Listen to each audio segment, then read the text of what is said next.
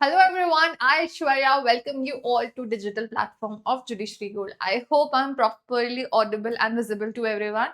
Well, आज हम एक इतने इंटरेस्टिंग टॉपिक के बारे में बात करने वाले हैं। आपने बहुत जगह ऐसा बोर्ड देखा होगा, पार्किंग एट ओनर्स रिस्क।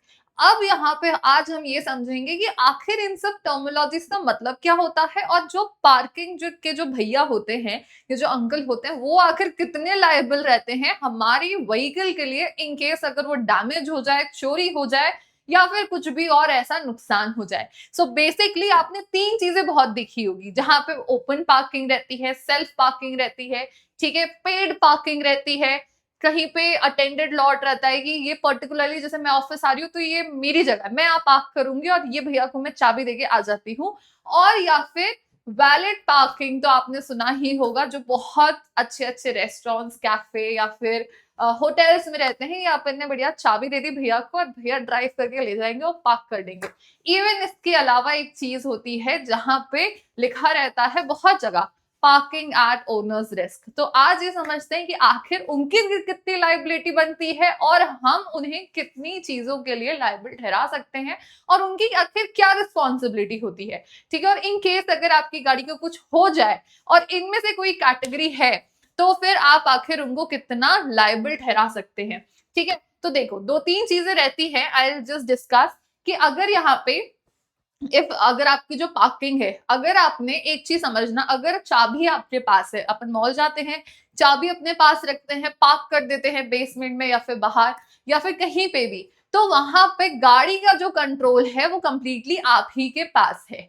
ठीक है, वहां पे अगर आपने रिसीट ली है, अगर आपने टोकन लिया है, तो डेफिनेटली जो वहां के भैया होते हैं, जो अंकल होते हैं पार्किंग वाले, वो उसकी एक प्रॉपर एक जो रीजनेबल मेंटेनेंस होता है, ठीक है, किसी भी पार्किंग लॉट का, कि वहां के सीसीटीवी कैमरास चलने चाहिए, टाइम पे गेट क्लोज होना चाहिए, बंद होना चाहिए, एंड जो सीसीटीवी कैमरास लगे हुए हैं वो प्रॉपरली वर्क करना चाहिए। अगर कुछ ऐसा हो जाए तो बाद में कोई सा अगर ऐसा ऑफेंस हो जाए, कोई चोरी करके ले जाए, डैमेज नहीं होना चाहिए वहां पे व्हीकल को। और इन केस अगर ऐसा हो रहा है तो उसके बाद जो भी रेड्रेसल मैकेनिज्म के लिए जो चीजें जरूरत होती है, जैसे सीसीटीवी कैमरा, रिसीप्ट, तो ये सारी चीजें ऑलरेडी वो प्रोवाइड करे। इसके अलावा इफ यहाँ पे अगर जहाँ पे आपने चाबी दी हुई है भैया को, ठीक है, चाबी एक्सचेंज की और बदले में आपने टोकन लिया, तो उधर वो कितने रिस्पॉन्सिबल होंगे वहां पे।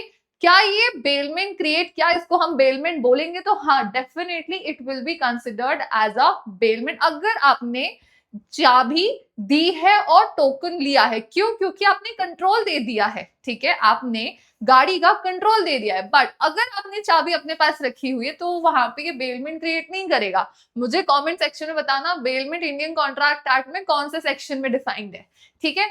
और जहां पे where the owner retains full control, तो वहां पे जैसे वैले पार्किंग तो पूरा ही कंट्रोल ले लेता है व्हीकल का, राइट। तो वहां पे उसको भी बेलमेंट की कैटेगरी में डेफिनेटली रखा जाएगा, ठीक है। और अगर इनमें से एक और कैटेगरी होती है जहां पे चाबी हमारे पास है और हमने टोकन ले लिया, तो और इन दैट केस अगर कोई सा व्हीकल को अगर डैमेज हो रहा है, गाड़ी अगर चोरी हो गई, वैसे भगवान ना करे ऐसा ना हो, बट इन केस अगर ऐसा हो जाए तो फिर क्या होगा इन दैट केस? वहां पे आपको एक चीज स्टैब्लिश करनी होगी कि जो पार्किंग वाले भैया थे या जो स्लॉट था वहां पे, जो अलॉटेड प्लेस थी पार्किंग की, वहां पे नेग्लिजेंस हुई है, डेफिनेटली वहां पे नेग्लिजेंस हुई है स्टूडेंट्स। तो उस चीज को अगर आपने स्टैब्लिश कर दिया तो वहां पे पार्किंग की जो टेंडर रहते हैं, जो लोग होते हैं, वो रिस्पॉन्सिबल फॉर दैट, उनको आप लाइबल ठहरा सकते हो, ठीक है। एक और चीज समझने की है कि यहाँ पे आखिर आपके क्या क्या राइट होते हैं, इसके बाद आखिर आप कहाँ से अपना ये राइट प्रोटेक्ट कर सकते हो, और इन केस अगर ऐसा कोई सा ऑफेंस हुआ है तो फिर उसका रेड्रेसल मैकेनिज्म क्या होगा। But before that we should also discuss one thing more, जहां पे लिखा होता है पार्किंग एट ओनर्स रिस्क। वहां पे इसका मतलब ये नहीं है कि पार्किंग वाले भैया ऐसे एकदम फ्री हो गए क्योंकि कोई लाइबिलिटी नहीं है।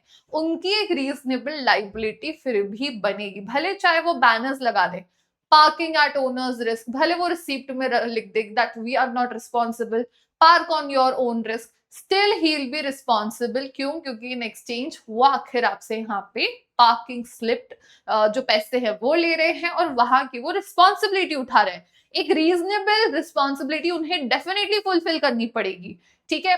और अगर यहाँ पे ऐसा कोई ऑफेंस होता है, कोई ऐसा डैमेज होता है, तो we have to establish the negligence कि उनके पार्ट से ये नेग्लिजेंस हुआ है, और वो नेग्लिजेंस प्रूव करने के बाद यहाँ पे जो कॉम्पनसेशन है वो क्लेम किया जा सकता है। बट अब यहाँ पे कॉम्पनसेशन कैसे क्लेम किया जाएगा? जो आपको जो पार्किंग टोकन दिया गया है, जो रिसीप्ट दी गई है, वो आपको as a proof of bailment रखना होगा, ठीक है, as a proof of bailment.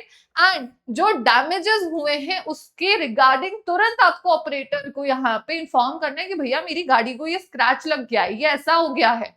And जो इसके बाद आपको एक रिटन नोटिस भी भेजना होगा for claiming of the compensation. अगर यहाँ पे कॉम्पनसेशन मिल जाए तो अच्छी बात है, which is very rare, okay.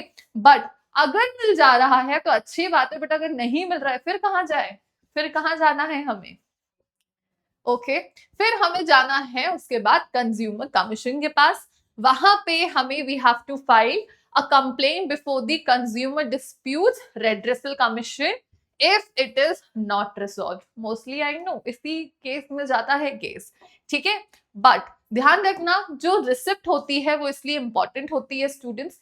Receipt कभी भी कहीं पे भी जाओ तो आपको रिसिप्ट रखना है। आखिर अब आपको यहाँ पे कैटेगरी समझ में आ गई होगी कि पार्किंग में आखिर यहाँ पे कौन कौन सी कैटेगरी में हम कहाँ पे जो पार्किंग वाले भैया उन्हें किस हद तक कहाँ तक लायबल ठहरा सकते हैं। जहां पे नॉर्मल हम खुद से पार्क कर रहे हैं, जहां पे वैले पार्किंग है, जहां पे पार्किंग एट ओनर्स रिस्क है। I hope so it would have been a very useful session for you, जहां पे एटलीस्ट ये डाउट आपका डेफिनेटली क्लियर हो गया होगा, ठीक है। For any other thing do let us know कि आप और कैसी ऐसी चीजों के बारे में आप जानना चाहते हैं। Drop it into the comment box and we will bring it for you. Thank you, see you soon again.